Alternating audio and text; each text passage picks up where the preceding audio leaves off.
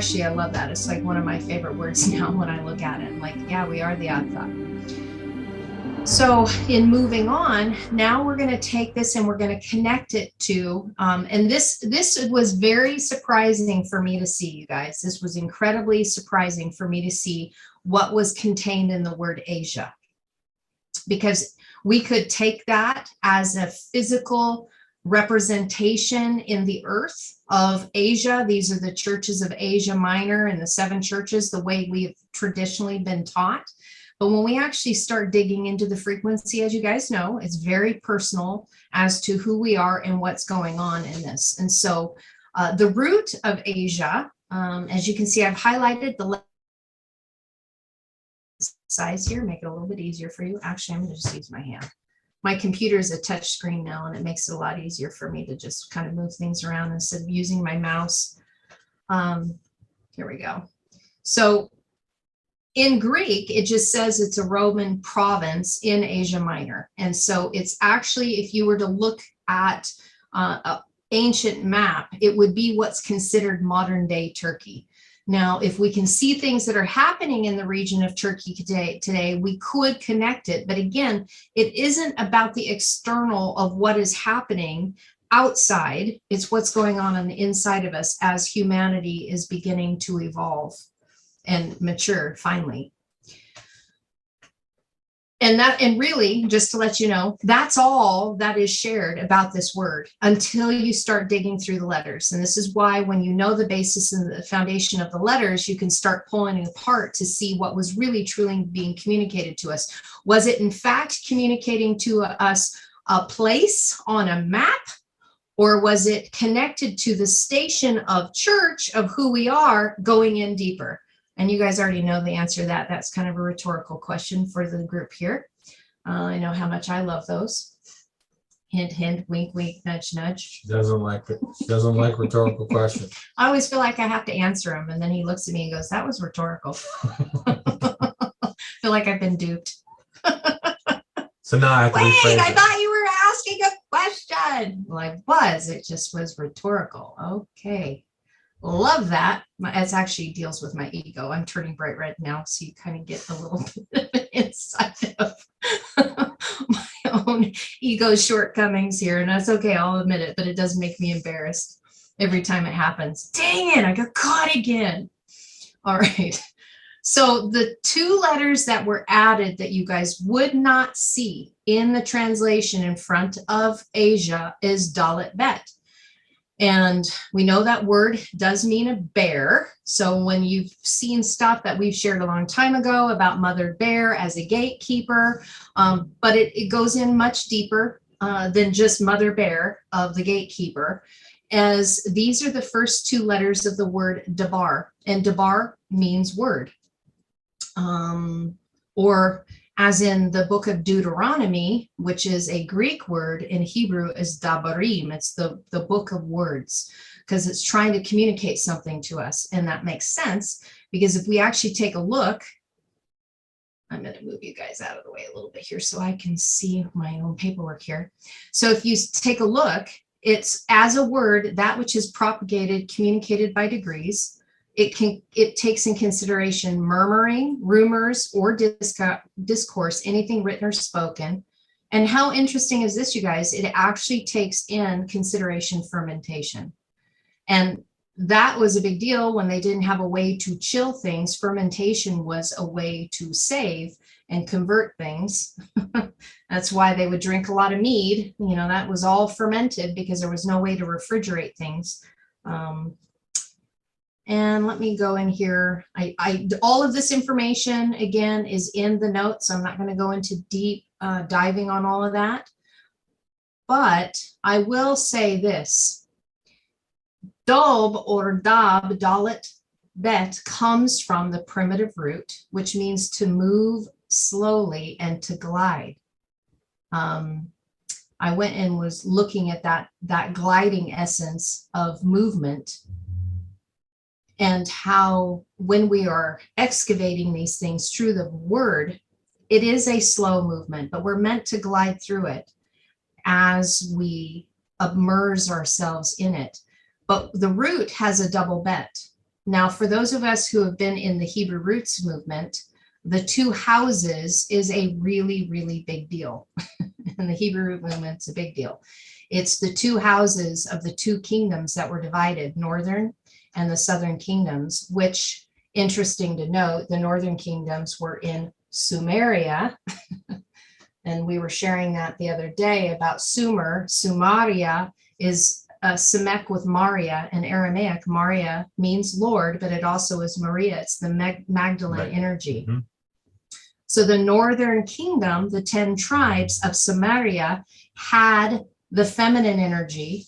The southern kingdom, known as Judah, which was then later termed as the Jews, had the masculine energy. And because the feminine kingdom was displaced first, all that was left was the masculine energy.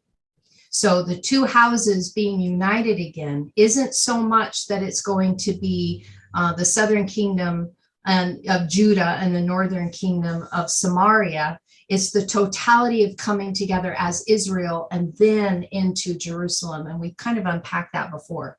But this is very much reminiscent of that. And what did we get left with? We got left with just one house. We just got left with one house, not two, meant to be put back together. Because again, you know, a house, it's divided, but there's two energies that are meant to come together as one. And this is letting us know that they did in fact get divided. They were never, ever meant to be divided. Just like we were never meant to be divided, but as the Elohim, we were created as light and dark and became two within ourselves, the light side and the shadow side that we're all trying to bring back together. So just kind of giving you something for you to connect to while you're looking to this. Go ahead. Well, I was just going to say that to connect it, that we've used this language before between Persia and the Medes. Persia means to divide, and the Medes means from between. So you can take the frequency of the language, again, of Asia, because that's in Persia too, Asia Minor, that's that same language of division between, but from in the middle, it comes to one resolve. It's just a higher frequency of the language. Yeah.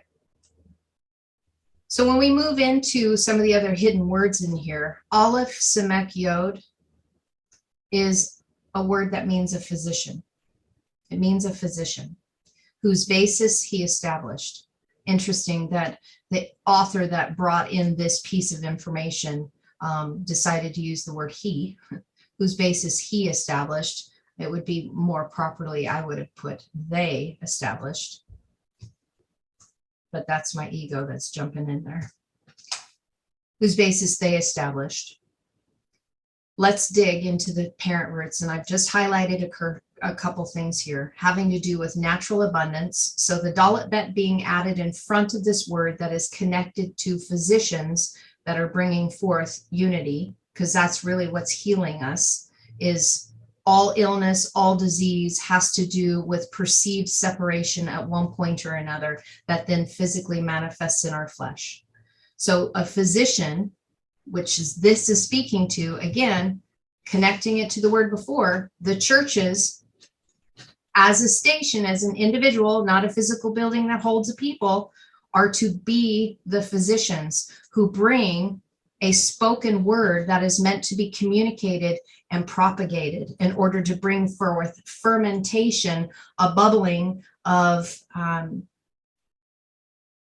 maturity. Yeah, of maturity, but so that something can be sustained. What is it? The fermentation process helps take something that would thus perish and makes it last. Yeah.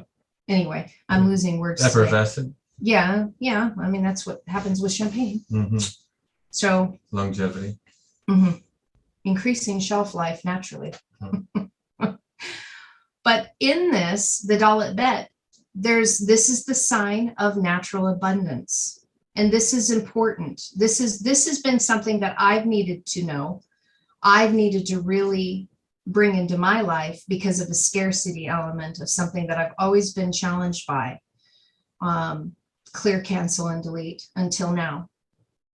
This is a sign of natural abundance, developing all ideas of influence, effluence, emanation, communication, transmission, and insinuation. And when I looked at some of these words, influence to flow. Again, keywords here. Moving into the Bet Aleph, the interior action united to that of power. Of course it is. We've got the Bet as the house inside, Aleph as the sign and symbol of God, the essence of the unseen. A gradual going and a gradual of coming from one place to another. Of course, that would make sense. We're talking about physicians and what their journey is from going one place to another, but also their own coming and going of that which they've done on the inside in order to connect to the power, to be able to speak the word that is going to bring about a propagated message that brings and extends life. And then how interesting that moving in, we've traditionally seen the Aleph Sheen as a word for fire, but its original essence was not Aleph Sheen, it was Aleph Samek. And this makes a whole lot of sense because the fires got divided. The symbol of the Samek in the middle here, as you guys we have talked about, is the symbol of the wedding ring and the signet ring. When it got divided as the Samek, it got pronged into a fire essence of two that got divided. And this is why when it's written, I'm going to show you guys this real fast. When it gets written in the written word, you will see this. Now, this word, we've talked about this, but I want you to look at the symbol. You will see it either this way with a dot above the right, or you will see it with a dot above the left. And sometimes both of them are there. It doesn't matter what the names of those are, even though all vowel points have names, therefore they have frequencies. I'm not diving that deep. That's like own personal study time, and eventually I will get to teaching that, but it's not necessary. The only thing that you need to know is that when the dot is on this side, this has to do with mother. When it's on this side, it has to do with father. This has an SH sound, shh, and this one has a S sound, like a hissing snake. They ended up separating them, but to have two separate sounds, but initially it was only one.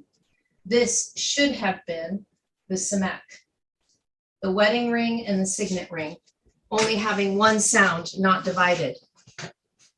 So that is a very strong key element here, is that this Aleph Sheen in the word Asia, we are talking about the station as a church, the physicians that have the fire within them. And what is the fire? Negentropy. They create their own energy. That is why they're able to heal. That is why they're able to infuse energy to other people and effect, because their aura, in fact, expands. Why do you think Peter's shadow wasn't his shadow that fell on people that healed? In that narrative, it was his aura had increased so much because of changing into negentropy. He was able to bring a healing frequency amongst those that he was with because he became a physician. He became this. So again, not a region of Asia Minor. These are the physicians that walk in oneness unity and have the essence of the power of the unseen that creates and brings forth life.